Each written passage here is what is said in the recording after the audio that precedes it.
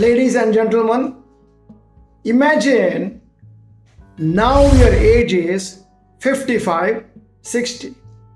This particular video, I want you to watch till the end. I am going to give you some wonderful tips to make sure that your money lasts with you until the last day of your life. For example, let us imagine now you are 60. For the last 35 years, you've been working in an office, factory, or you're running your own business. You have amassed an amount of money to last your lifetime in the retired life for the next 30 to 35 years. In the olden days, my father's time, the dying age was 70, 75. Now, because of the technological improvements, the dying age has gone to 80, 85, 90, 95. That means what you have saved has to last until 30 to 35 years from the date of retirement. That means you must safeguard your retirement corpus very carefully. Now I'm going to give you some tips. For example, ladies and gentlemen, first mistake you should never do is neglecting health.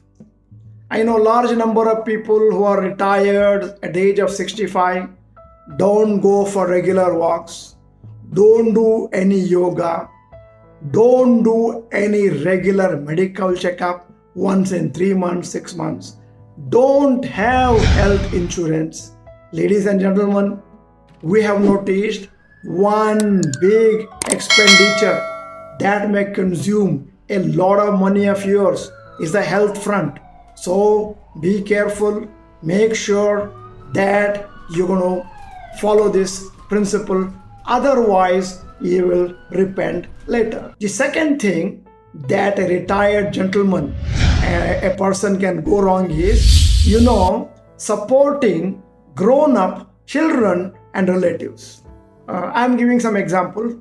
Your children may come to you, your brother's children, sister's children, and your cousin's son or daughter, or your neighbor. They know you have plenty of money. They come to you, uncle, I am buying a house, I am buying a car, I'm sending my children for higher studies, and then I'm starting a new business. Kindly give 25 lakh rupees, and then within few days, I will return it. I know you give with good intention, he takes with good intention, but after some time, he may not be able to pay you back the money. And remember, you as a senior citizen is unlikely to get any loan, whereas a youngster will get a loan. You will not get a loan. And if you are minus 25 lakh, that will pinch you throughout your retired life. So be careful, don't part with your money without any good reason. Third thing, large number of people think that I'm now retiring, let me upgrade to a new house. So I buy a big house, big compound, and then 4 bedrooms, so that children come, grandchildren come, in-laws come, guests come, very convenient. But let me ask you a question. After the age of 60, only 2 of you are living. Children are not going to stay with you. Are you able to maintain that big house? You have to hire a gardener, you have to hire a driver, you have to hire a maid servant to clean the house. Large amount of your money will get spent in looking after and spending money on this new big house. Suggestion, opposite. Shift to a small house, shift to a small flat. That is much better for you. And then it takes less energy of yours and easy to manage. And then the fourth mistake I could be doing as a senior citizen is using a credit card. Maybe you already have a credit card, or you apply for a new credit card. I don't know what you're going to do. You start using a credit card. Suppose you pay whatever you have borrowed next month itself, there is no problem with the credit card. There is no interest. But in case you delay 1 or 2 months, the interest payment is 3 to 4% per month. That is the time you start repenting. Ladies and gentlemen, my suggestion, return the credit card. Keep only the debit card. I have got one important suggestion for you, which you must implement today itself. Have 2 bank accounts. One big account, one small account. Big account, keep your corpus, lakhs and lakhs, which you require.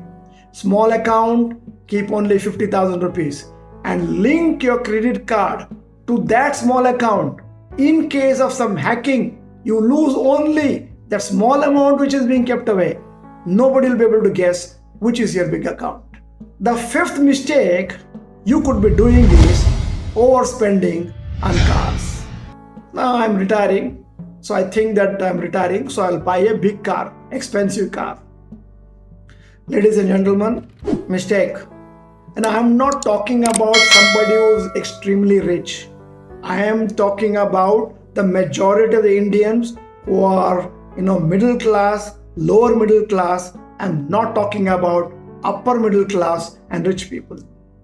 So my suggestion, there is no need to buy a new car paying 10 or 12 lakhs.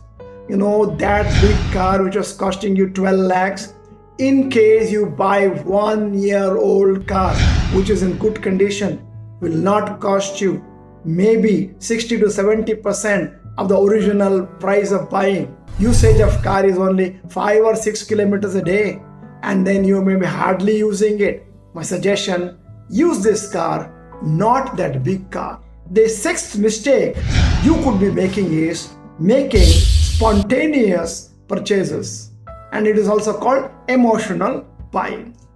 Imagine I went to a mall, I went to a shopping complex, I see something very interesting, a kitchen appliance, then I find some good furniture, then I find a new mobile, very recent one, I keep buying, then I come home and I repent. This is called buyer's remorse. My suggestion, before buying, ask question 10 times. Is it required for me? Is it a need for me, or is it a requirement for me?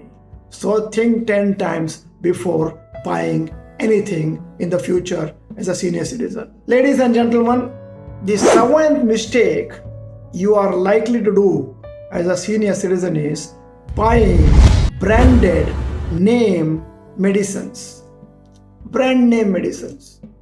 My suggestion, when you go to your family doctor, I think most of the senior citizens will be suffering from some problem, kidney problem or lung problem or gastritis or blood pressure or diabetes, and you may be consuming approximately worth of 4,000 to 10,000 rupees medicines every month.